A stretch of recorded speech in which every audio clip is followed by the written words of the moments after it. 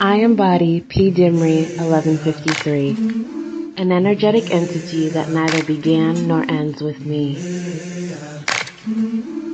I sojourned a life reaping plenty of barren trees. Now I look down at my sun, the definition of being peculiarly free.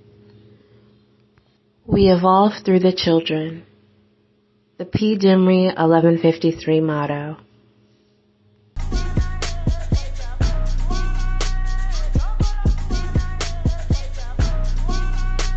The prequel episode, I want to echo and amplify the lives and intellects of Reverend Dr. Martin Luther King Jr. and his wife, Coretta Scott King. Flashback to Monday, January 21st, 2019. I laid on my belly on the floor of my studio, determined to find a speech from the King that simply moved me. Most intentionally, I wanted to continue uplifting his name, honoring that he embodied so many more complexities than the dream. And he spoke. A true evolution of values will soon look uneasily on the glaring contrast of poverty and wealth with righteous indignation. A nation that year after year spends more on military defense than on programs of social uplift is approaching a spiritual death. This is in reality a call for an all-embracing, unconditional love for all human. This often misunderstood and misinterpreted concept, so readily dismissed, has now become an absolute necessity for the survival of humankind. Lady Coretta proclaimed, "Women, if the soul of the nation is to be saved, I believe that we must become its soul."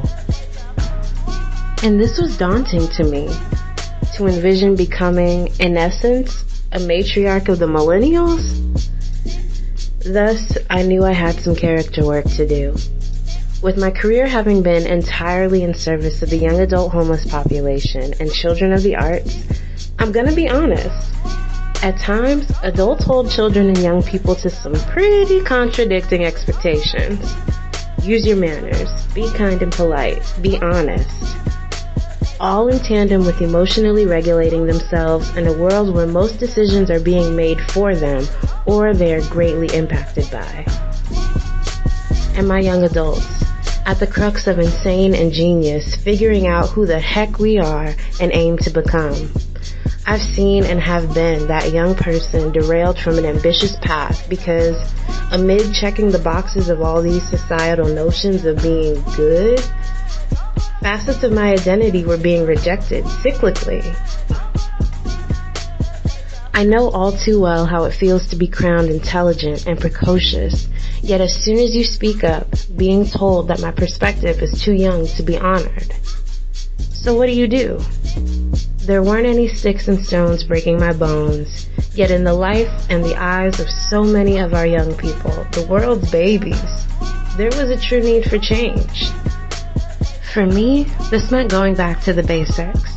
If many know spell work to be the usage of language, then I needed to sit beside myself and define all of these words we throw around. And reflection is where self-accountability radiates. Keep this all in mind as you hopefully subscribe and stay tuned to the channel.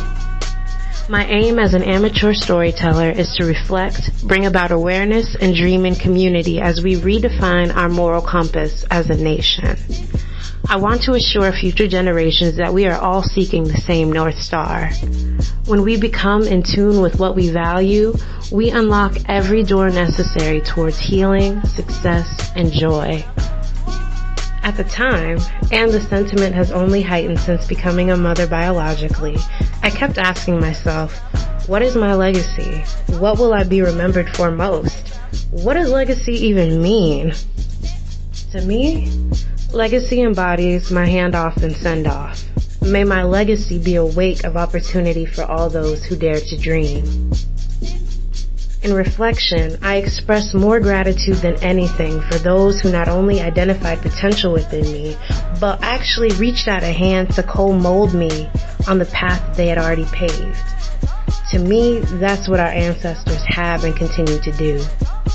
In reflection, I had to ask myself from my own positionalities of power, how have I honored this? How will I continue?